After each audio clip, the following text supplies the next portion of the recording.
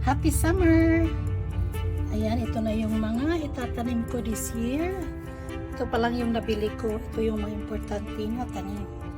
So I have this giant cherry tomato. Cherry red. And then, banana peppers. Tapos eggplants. And then, cucumbers. I-re-repot ko na sila today.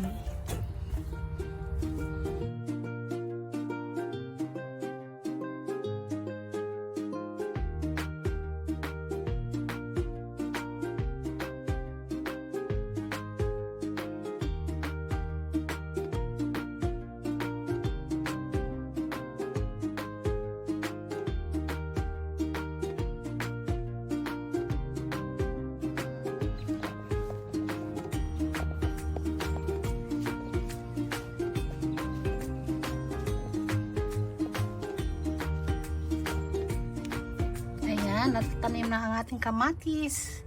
Pinutol ko ang dulo. Ayan, isa pang kamatis.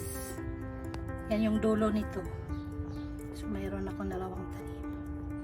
Tapos ito ang ating lemongrass. At yan isang sitaw. Ayan, ito ang mga parsley na kusang tumutubo from last year's seeds na nahuhulog lang dyan. Then more parsley. Ayan, meron ding isang sunflower. Yan, maaga ako naglinis today. Ang dami kailangan linisin. Ito pa. Ayan. Ang bango ng kapaligiran pag may lavender. Favorite din to ng mga ibon. Especially ng hangin. Ayan, I planted some of the banana peppers.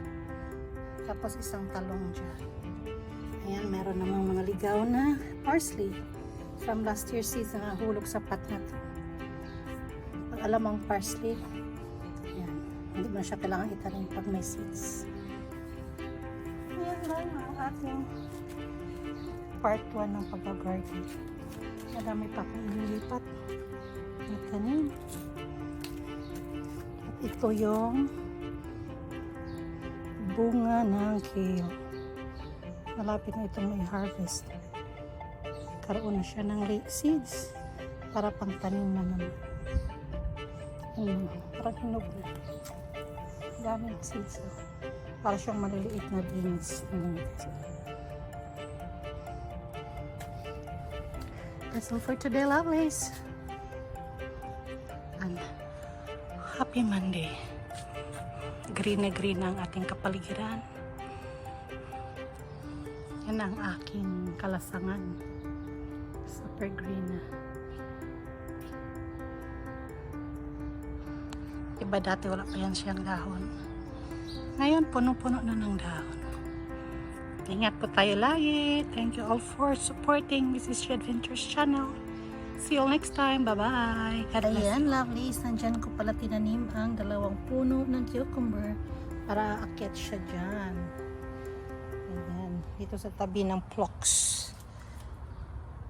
Ayan, may space pa kaya ginamit ko yung maliit na space dyan.